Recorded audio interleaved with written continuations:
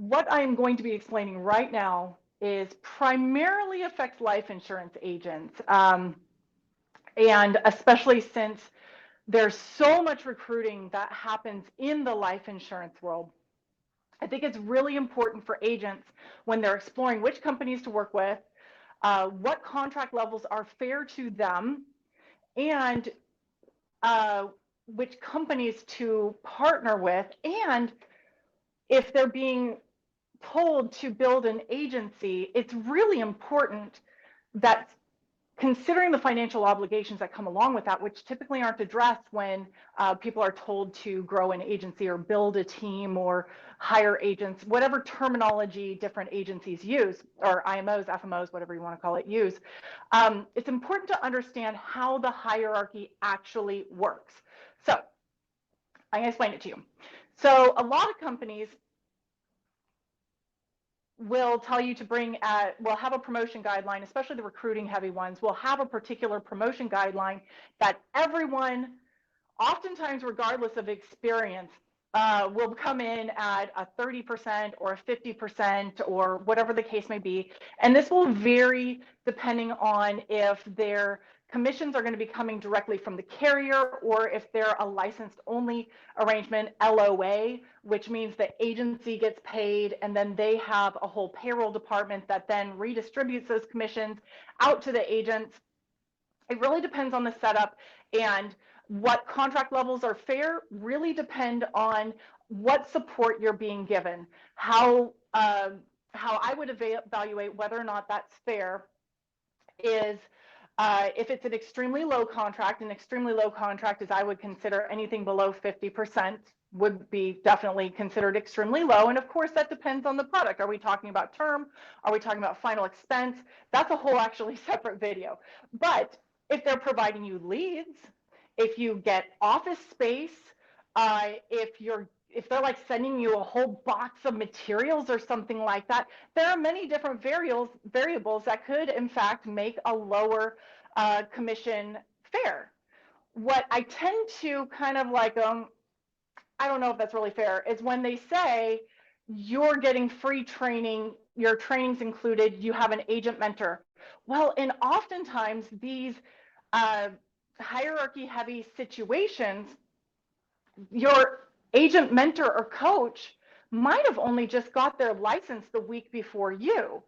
So I don't know about you, but I wouldn't really like having my commissions cut because I have somebody above me that's my mentor. That what are they going to teach me? What are they going to be able to teach me if they've only been licensed a week longer than me? And this was where it comes down to, is that many people are encouraged to build a team so that they could have passive income, retirement income, and things like that. Not necessarily so they can impart their knowledge to the people that they are hiring below them. And that's more of like a be aware of it. There are ways that you could possibly work around that. Go, okay, because I'm doing this like the old fashioned telephone sign. All right, you've only had your license a week longer than me. So how long has your manager had their license? And how often am I going to be able to talk to them? What does that training arrangement look like, since you're not really going to, I don't think, be able to help me a whole lot because you're newly licensed yourself. And it's okay to ask those questions, and I encourage you to ask those questions. So this is how it works. Typically recruiting organizations, so you have the company up here, and the company actually will have like a CEO. One of the inaccuracies out there is that they'll be like, you can be CEO of your own company. That is true. You can go out and get yourself, incorporate and everything, and you can become CEO of your own corporation. But to be clear, you're never going to be the company like overarching CEO. That spot's already taken. So you need to, when you're doing this, protect yourself by being like, okay, if I'm recruiting agents to this organization, what if I decide to leave someday? Like, what if it's just not working out, or I've decided to go a different direction, or something like that? Do I get to take those agents with me? What does that look like? Because recruiting actually takes a lot of time and expense. You are going to spend hours, days, weeks, months, years developing these agents. And you got to ask yourself, is what you're going to be receiving in overrides going to be fair if you don't actually own that? Because when you're building an agency, The agents are your agency. Just like this company up here, the people at the top, they're nothing without their agents. If they're not providing the tools and support and everything that these people who I'm going to write in later here, I'll do some right here and all that.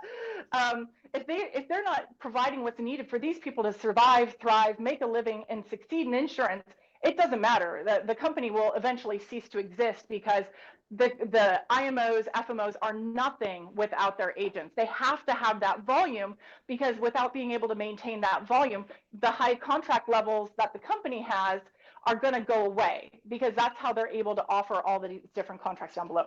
So if they're hiring somebody, say down here, who's making a 50% commission, and like I say, if you're an experienced agent, you know this. If you're not experienced, 50% doesn't actually mean anything because every product is different. Every carrier has a different thing. So if somebody's saying, hey, come work with my company, I'm going to give you 80% commission. Go, okay, do you have like something you can show me that shows what does 80% mean? What product is that for? Is that term? Is that final expense? What does that mean? But for purposes of this illustration here, I'm going to just put 50% to make an example. So they are hired typically by this person here. And I'm only going to put a couple here because this could be very true. Because a lot of times there's a really, really large organization at the top, really large organization at the top. And then they might have sub-agencies, and there might even be 2 sub-agencies before you. So even companies that aren't heavy on recruiting, you're still going to have an upline. There's no way around it. You're going to have an upline in insurance. And I know some people are uncomfortable with that because that's a term thrown around in multi-level marketing. But let's face it, multi-level marketing got their model from insurance. What's kind of happened there is that insurance, it went to multi-level marketing, and then a lot of the people in multi-level marketing have now come back to insurance because they like the idea of big commissions. I think it doesn't function the same way, but sometimes people try to make it function that way. And I'll go into a very important reason why it does not function the same way as multi-level marketing, even if it does have tiers and it does have people stacked on top of other people. So we'll say that this is an FMO. This is another company with another CEO. That's an IMO. Sometimes these are one and the same. So they're like so big and they don't really have any underneath it. And then you have like another agency here. So this is straight FMO, IMO, agency, and then agent. So a lot of people think that the commissions on life insurance policies are only about 100% or 130. I operated a long time believing, when I was an early on agent, that it was only 130%. I can't tell you what the top level contracts are because my contract as an IMO would get terminated. I'm not allowed to discuss those. And so that's just how it is. There's, like I always say, secret knowledge sucks. If you hang around me a lot, secret knowledge sucks. And insurance has a lot of secret knowledge. And the people that pay the price for it are you guessed it, people that are being hired at 50%. So I can share more and let you know that there are definitely contract levels that are higher than 100%. And we all know from the Facebook ads that are appearing in our Facebook feeds, being emailed to us, recruiters calling us, that there are some organizations out there advertising 140%. So if they're advertising 140% to everybody, just randomly, everybody, and by the way, most of you would not be offered that, but it gets you to call them, doesn't it? That obviously there must be more than 140%, right? It's not a big jump of logic. But beginning agents, absolutely not going to get those. Even just a general small agency, they're not going to get those either. So where they make their money and how overrides work is that we'll just, because it's a safe number, right? This is just for illustration purposes. We'll say that this company up at the very top is 140%. Depending on the level of services and everything they might be offering to the IMO below them, this is just for example purposes, not real numbers here, is going to be 120%. okay? And then the agency below them, let's just say 100%. So if this guy is down here at 50%, what that means is if somebody writes a $1,000, I'm sorry, you guys, I missed my calling. I was supposed to be a doctor. I make no claims to have good handwriting. That's why I can type so fast. So $1,000 annual premium policy. Just doing this for easy numbers, we're not talking about the 75% advance, the 80% advance. And if you don't understand what I'm talking about when I say that, let me know in the comments. I can do other videos, answer other questions, and explain it further. But I really want everybody to understand how overrides work. So if it's $1,000, that means half of that, 50% of that, 500 is going to go to this agent right here. Okay. Then another half of it is going to go to this agency right here. Okay. Then you guessed it, there's actually going to be more up above here. They're going to get $200. And then the FMO is going to get $400. And that's exactly how overrides work. And this is an example of an agency hiring a sub-agent. So FMO, IMO, agency, sub-agent. That's how it would work. So they get paid on what we call here, this is called the spread. And that's, in order to know if you're getting paid fairly, you need to look at your company's promotion guidelines. And by looking at that, you should be able to see, well, if I'm at a 50% and my person that is coaching me is the fantastic guru level, I'm just making up it because I don't want to reference any particular company. So they're at the guru level. So I'm at 50%, they're at the guru level. The guru level is at 80%.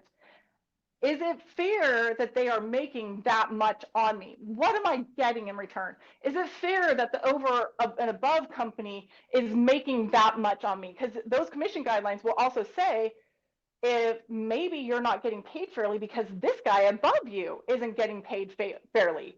Maybe they can't give you a different contract because the company doesn't let them give you a different contract.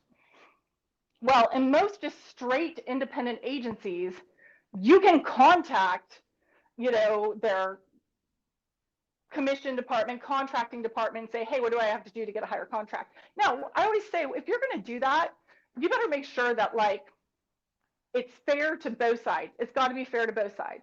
Because I do see sometimes agents wanting to have the highest contract possible, but also wanting to go on ride-alongs, have free leads and all that. That doesn't go together. Having free leads and ride-alongs doesn't equal having 100% or higher contract, because that's a ton of support that you're expecting somebody to be giving you. And I always talk about don't work for free. So, and I mean that from all the way. So a lot of these organizations aren't necessarily structured as FMO, IMO, agency, and sub-agency. The mass amount of recruiting that we see out there is actually just like this. The FMO and the IMO are one. They're one entity. And then you have the first person that's direct to the company, so they're direct to them. So their upline is the company or the CEO or whatever the case may be.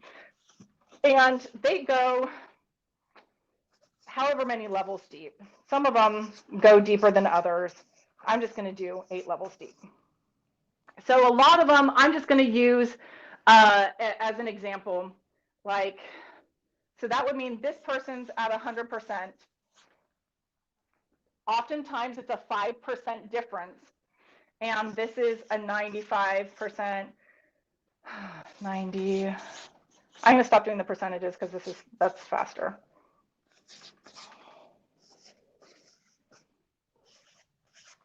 And 65. Okay. So does this make sense why maybe some of your organizational charts at your companies have the ending contract down here? If the top contract is at 100%, it's going to go 5% increments down to the bottom. Now, you're going to have some of you don't have this many layers of people above you or below you or anything like that. But in general, everybody along the line is making 5%. Now, typically, depending on if you're LOA, what does LOA mean? Again, that the commissions are going to your agency and they are redistributing them. In situations like that, sometimes how this works is these people don't have to be contracted with every single carrier and every single product at the carrier to receive the overrides, because the overarching agency is redistributing that. So see a lot of like multi-level marketers get really excited about that because they don't actually have to maintain a lot of contracts with the carriers and things like that. But more often than not, you have to, in order to receive an override, so Mutual of Omaha is a really popular carrier.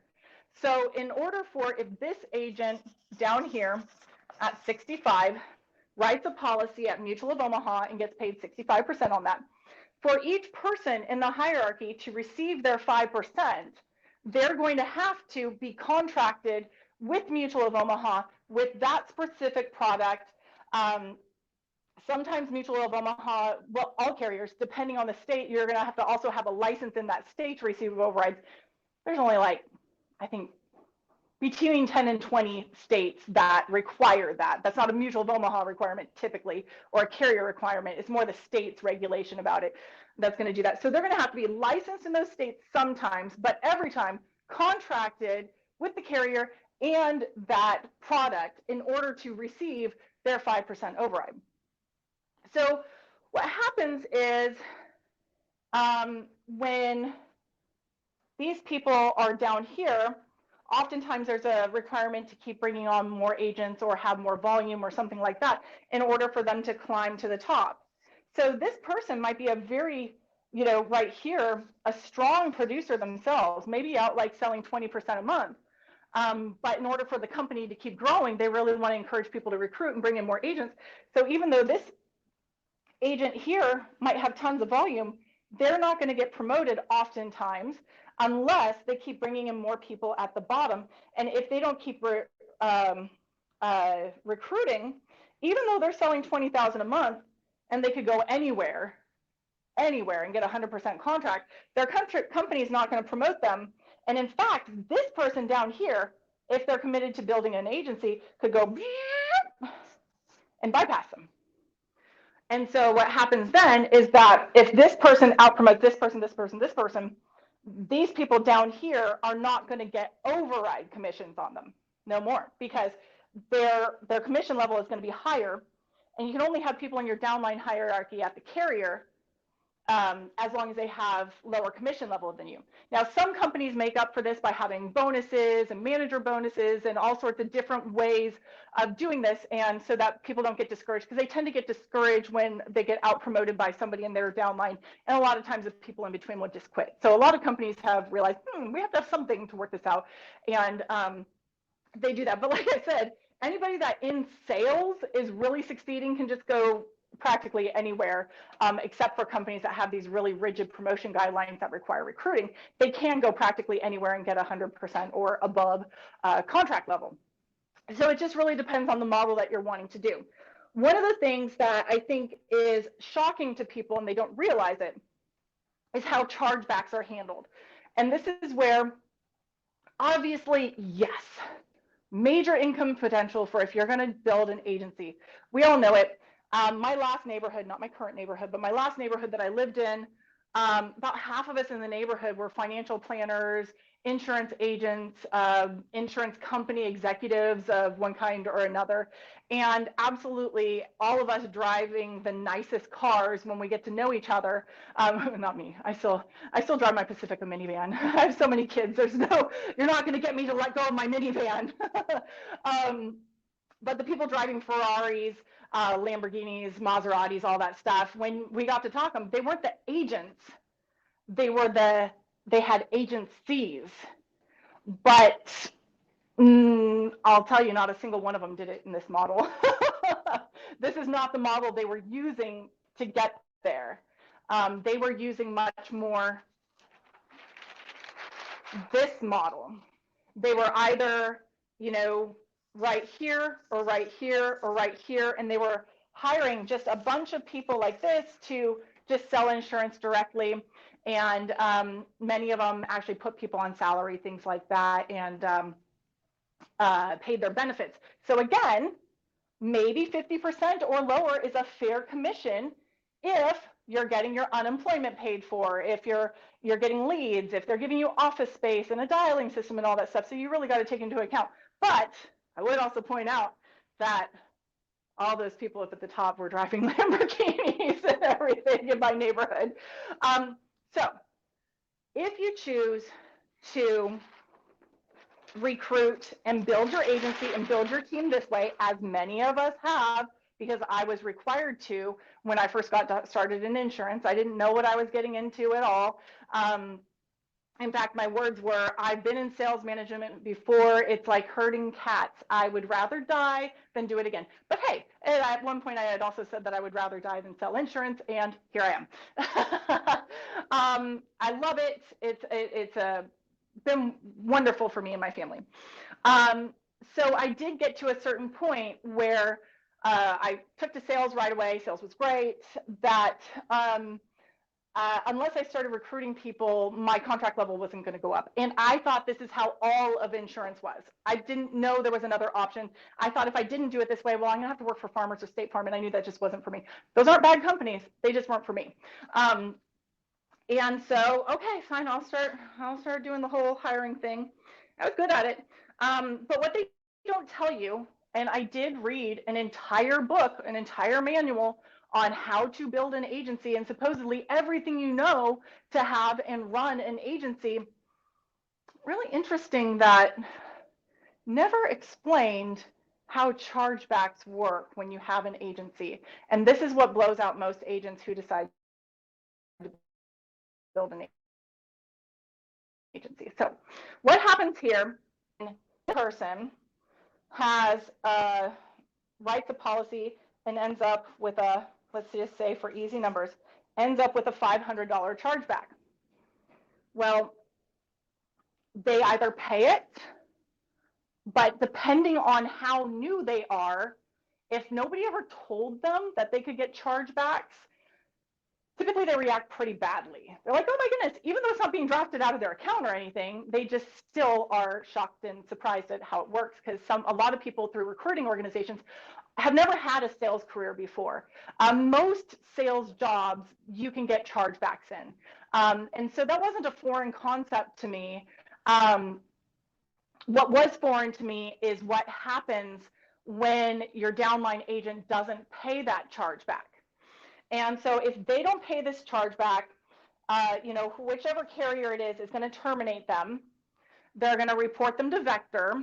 So just like we as insurance agents, when we're applying for insurance for one of our clients, they're going to check the MIB for our clients to see what their medical history and everything is. Well, for agents, we have a credit reporting system called Vector, and we get reported to it if we ever don't pay debts to carrier, if we don't pay our chargebacks off, if we were terminated for cause or anything like that, maybe for writing bad business or something like that. That's going to be reported to Vector. This agent is not going to be able to get more contracts or get recontracted until they get that paid off or get a payment plan in place. Every carrier has different rules about that. So when they don't pay it, this rolls, it's called a roll-up. This same debt is going to roll to the next person above them. And typically at these lower levels, they also haven't been told what happens when a roll-up happens or that roll-ups exist. And they're either going to pay it or they're going to get mad and they're going to quit. And so then this person goes and it's going to roll up to 75. This person oftentimes also gets mad because they were never told about roll-ups and how they function and go, oh my goodness, I only made 5% on the case. If you think about it, they may have made 50 bucks. They may have made 50 bucks in overrides on this case now that they're getting a $500 roll-up for. Now, unless they're making a lot of overrides and things like that, that might really make them mad. Because look at this, these are the real lower levels. And so a lot of these people are really not making enough money to also cover their leads that they're spending on, the amount of money they're using to travel to meetings and conventions and all that stuff. They're oftentimes still working another job or still dependent on another spouse. So, this person oftentimes will get angry and quit. This is where, around these levels, is when people go, dang it. Well, I don't want to get on Vector or terminated either. I guess I'll just pay it. Or a lot of times they don't even realize they're getting enough overrides and commissions coming through that sometimes if they're not really following their commission statements and things very closely, they won't even realize they paid it, because the carrier is just going to roll it up to them and it's going to be taken out of any commissions and overrides that they were already receiving. They're not asking them to pay it out of pocket. They might not even get an email from the carrier saying, hey, a debt notice from the carrier. Like this one, the agent at the bottom that caused the debt, absolutely, they're going to get a debt notice either by email or by mail. And most of the time up here, they're going to get debt notice. But in between here, a lot of these people have no idea that any debt even exists or what's happening until they notice that, hey, I wrote a case that was supposed to have $1,000 in commission, but I only got $500 in commission. Where'd the other 500 go? And then they call compensation at the carrier and they realize that the other 500 went to pay this debt down here. Now, if that happens and this agent ever comes back and says, I am so sorry I let that happen. I had something else going on in my life, because things like that really do happen. It's not that everybody is maliciously not paying their debt. Sometimes things happen, especially with COVID. And they come back, I'm going to get on a payment plan. I'm going to get that paid off. And they get it paid off. Well, everybody along the way that paid that debt for that person, it's going to show up again on their commission report and it's going to be deposited into their amount. So if you saw my TikTok the other day, yes, I am on TikTok. You might have seen me. I did a video, not on that. Everyone have those days where you're like trying to encourage yourself, like it feels like you haven't gotten a lot done. I make a chart for myself, look what I did, and I like list my accomplishments for the week. Tell me what your dorky things are that keep you going. Okay, so this is what I meant. I did a TikTok about the other day, or you could see it kind of in the background. And there's a major advantage to these top levels, people at the top, to encourage so much recruiting. So typically the new agents, when they get a chargeback really early on, unless they're really committed to the process and getting better as an agent, typically they get really discouraged and oftentimes they quit. It takes a really good recruiter, manager, coach, whatever you want to call them, to really work through their feelings about it, get them excited for what's still going on, and get them to stick with it. Because just like I mentioned that these people at this level here, are oftentimes still working another job, not cash flowing or anything like that. These people are in the same boat. They're trying to get out of whatever their day job is, or as women re-enter the workforce, they might be having to pay a babysitter to go out and write policies. So when they feel like they're going backwards, it is devastating often. So it takes somebody to really work through those feelings with them and get them committed for the long haul. Because, even though I don't care for how some companies function, there is no denying that I got into insurance because I didn't have the time or the money to go back to college and get re-educated and get a new degree and a whole new profession. So insurance allows you to learn as you go along. Well, there is a cost with some of that. It's going to cost you in time and typically in money. And there's so often talk about, well, you can make 100,000 in your first year, or we put people up on stage that made 250,000 in their first year. And it really is disappointing to people like down here who maybe are like, gosh, can I just have 1 month where I'm making a profit? I added up everything and I'm going backwards. There may be months where you go backwards, but it's also part of the education that comes with being a new agent. But now you're going to know how I really feel about some of this stuff. If the people up at the top who are making lots and lots of money, and Not all companies are like this, but my specific mentor that I had said, don't do anything but insurance because you don't want to be distracted. Well, even if they're not making all of this money from insurance, they certainly aren't only doing insurance. They also have other investments and things and amassing great amounts of wealth that, it's exciting to flaunt and everything. Um, you know, all these agents down here are being encouraged to put all their eggs in one basket, to put, oftentimes, to get credit cards, to get a second mortgage on their house, anything to build their business, cash out their 401ks and all that, to have the money that's needed to grow these businesses. But who is really taking the risk on that? What's going to happen if this agent down here quits and rolls up debt?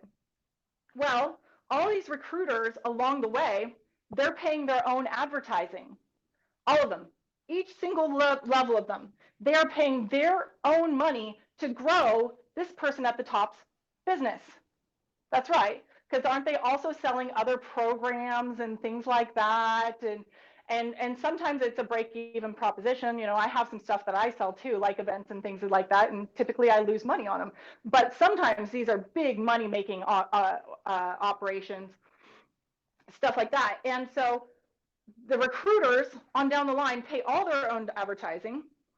They absorb all downline debt, because even if down here they're not going to pay it, these people in the middle, they're certainly going to pay it, because they finally have overrides. Maybe they've finally been able to quit their other job, and so they're all in. Yeah, they're going to pay that downline debt. Absolutely.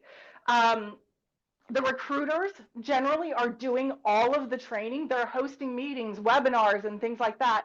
And even if the overarching company is hosting trainings, typically it's featuring these people who are out in the trenches doing the work, and highlighting them. And yes, that's absolutely, it builds your credibility, and it's like more than just a pat on the back. It's absolutely going to help them build their businesses, because they're kind of becoming like celebrities within the company, and they can point to that to new recruits. And it makes it easier to recruit the more famous you get within the company. And so, but they're still doing the majority of the training. And the recruiters still are really only earning a 5 to maybe 30% spread. That's it. And oftentimes they're buying leads for their downline. Some companies, they're paying lead overrides, even if they're not outright paying for them. They're the ones doing the ride-alongs for the agents. So they're putting a lot out and taking a significant risk of potential roll-up debt and all that. And in many cases, they don't even necessarily own their own businesses in reality, or their book of business. And so here we have the top-up line, who's, depending on the contract levels, depending on the companies, depending on if they're just getting straight commissions and overrides, or if they're also getting like maybe volume bonuses from the carriers. Every carrier is different. They're earning an extra 60 to 80% around there on every policy. Every policy that this person down here is writing, that's what the top upline is generally making at these really huge companies. That's what's happening here. Whereas all these people, they're 5%, they're lucky. They're lucky if they get up to a 30% or more spread. And these up here, they're completely protected from all that stuff. The people at the top are protected from roll-up debt. They get almost free recruiters. A lot of times they'll get like special incentives and trips and things like that. So yeah, they are having to pay out for that, but they are almost free. And they own the entire downline. They own the entire downline. They own everybody's book of business. Yeah. So as I was telling somebody that I talked to a couple days ago, don't be afraid to ask for more. It's okay to ask for more. There is so much money in insurance. You should not be getting cheated. You should not be getting underpaid. You should not be getting this whole, oh, but aren't you grateful? Remember what I did for you 5, 10 years ago? How dare you ask for a raise? No. How dare these people be taking so much and in the end, expecting you to be grateful for the rest of your career for what they did for you down here when you were working another job and learning to sell insurance at the same time, and not even at the end cash flowing. You hustled. If you are making sales on a regular basis, if you are issuing, gosh, even $5,000 a month on a regular basis, you make sure that whoever you are working with or working for appreciates you. Because an agent, even an agent that's only issuing $5,000 a month on the life insurance side, I don't know of a recruiter, manager, agency, IMO that wouldn't love to have a consistent producer, only 5,000, 10,000. I know that on stage and on calls, it's always the people doing 20,000, 40,000 that get featured. So it makes it seem like agencies don't care, or maybe you're being treated like they don't care about you because you're not doing it. Or maybe you're like me, and I was really happy with what I was doing. I had 2 children still in diapers, and I was making about $5,000 a month. I was happy. My rent was only $500. I lived in a little podunk town, and I was only making about $5,000 a month. But I was happy getting to spend as much time as I want. I would get phone calls guilting me into trying to get me to sell more. I just stopped taking their phone calls. And then when I was building an agency, I was being successful and, and all the stage time and all that stuff, I would get guilt calls telling me to recruit more.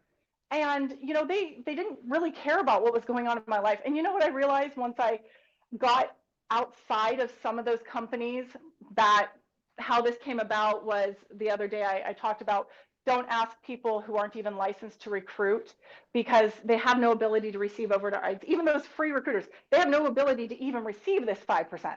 So free labor, generally, just wait until people are licensed, But, always being asked to do more. It wasn't about that. I was happy with what I was doing.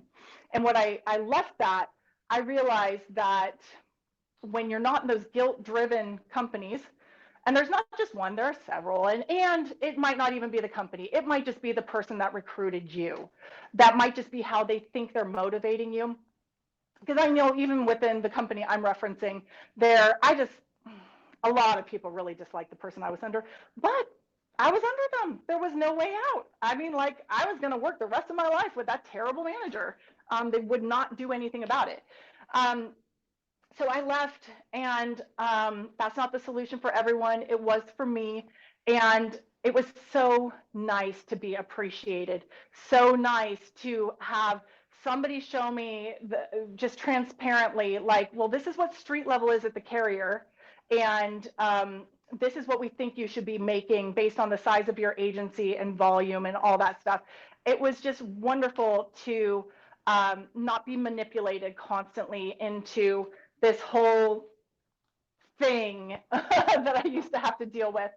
So a lot of people very happy where they're at. I'm not necessarily trying to change that, but if you are thinking about making a change, everything I just told you will help you go into any of those conversations with your existing upline. Let them know why you're thinking about making a change, how you think you should be getting paid more, because even if your company has what looks to be a very rigid promotion guideline, the secret is behind the scenes, these people up at the top, and even some of these people in the middle, they can change it around. They can work outside of those, because they're just working within the carrier hierarchy, and the carrier does not care unless you're getting up to the agency level where there's going to be a whole marketing plan requirement and proof that you've been doing this much. Generally 100% downward, that's a generalization, and it depends on the carrier. 100% downward, whoever hired you or the person that hired them can put you anywhere in there. So before you go and talk to them about it, though, make sure you're being fair. Don't ask for all the leads and all the support in the world and demand that they take your calls at midnight if you're wanting 100%. People who are going for 100% should be more self-sufficient, more able to function a bit on their own and independently. So I hope this is helpful for you. I would love to see if this video helped you. Absolutely. follow me because I talk about this stuff a lot. Not everybody wants to hear it, but if it's something that interests you, as well as getting more women in leadership positions in insurance marketing and insurance sales, I talk about that a lot. And I would love to hear what you thought about this video and if it was a help to you. So do so in the comments. You can also message me. That's okay. And I'll see you in the next video.